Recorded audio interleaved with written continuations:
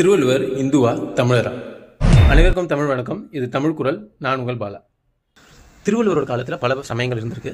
ஆனால் ஆய்வாளர்கள் என்ன சொல்கிறாங்க அப்படின்னு நம்ம பார்த்தோம்னா, ஜியு போப் அவர் என்ன சொல்கிறாருன்னா, இவர் திருவள்ளுவர் புலால் உண்ணாமை உயிர் கொள்ளாமை இதை பற்றிலாம் எழுதுறாரு. அவர் சமண மரபை சார்ந்தவராக இருக்கணும், சமண சமயத்தை சார்ந்தவராக தான் இருக்க முடியும் அப்படின்னு அவர் முன்வைக்கிறாரு. பின்னால் மு வரதராஜன், அப்புறம் உவே சாமிநாத ஐயர்கள் போன்ற சைவ ஆய்வாளர்கள் என்ன சொல்கிறாங்க அப்படின்னா, அவர் பிறவி பெருங்கடல், அப்புறம் ஆதி பகவன், அந்த மாதிரி சைவ கூறுகளை கொண்டு சில உவமைகள் எழுதியிருக்கிறதால அவர் சைவ மரபை சார்ந்தவராக இருக்கலாம் அப்படின்னு தான் சொல்கிறாங்க.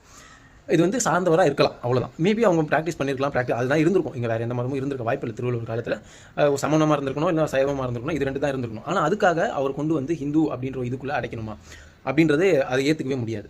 ஏன் அப்படின்னா, அவர் உலக பொதுமறை எழுதியிருக்கார். அவர் சமய நூல் எழுதலை, ஒரு மதத்துக்கான நூலோ மதத்துக்கான நெறிமுறைகளோ அவர் அவர் சொல்லிக் கொடுக்கல. அவர் வாழ்க்கைக்கான நெறிமுறைகளை சொல்லிக் கொடுத்துருக்காரு. மற்ற உயிர்களை எப்படி நேசிக்கணும்னு சொல்லியிருக்காரு.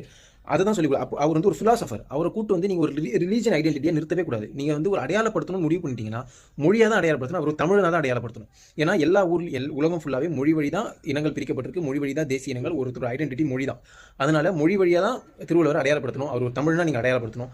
இந்துவா இங்கேயும் அடையாளப்படுத்தக்கூடாது.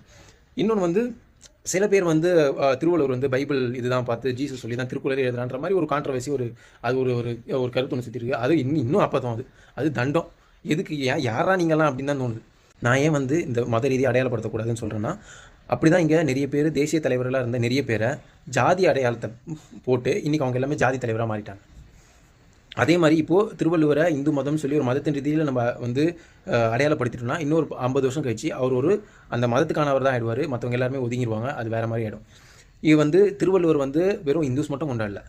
சமணர்கள் இருக்காங்க, வைணவர்கள் இருக்காங்க, உலகம் ஃபுல்லாக மொழிபெயர்க்கப்படுது, எல்லா ஊர்லேயும் படிக்கிறாங்க, எல்லா மதத்துக்காரரும் படிக்கிறான். ஒரு வாழ்க்கையோட ஒரு நெறிமுறைக்காக, ஒரு வாழ்வியலுக்காக ஒரு சொல்லிக் கொடுத்த ஒரு பொதுமறையை, ஒரு பொதுவான ஆளை ஒரு காவி பூசி அவர் ஒரு குறிப்பிட்ட வட்டத்துக்குள்ள அடைக்கிறன்றது ரொம்ப ரொம்ப ரொம்ப ஒரு மனிதத்தன்மையற்ற ஒரு கொடூரமான செயல். இவனுங்களுக்கு இந்த பாஜக ஆர்எஸ்எஸ்க்கு இதே வேலை தான்.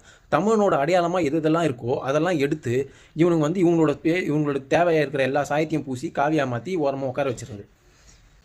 வேறு வேலை இருந்தால் பாருங்க.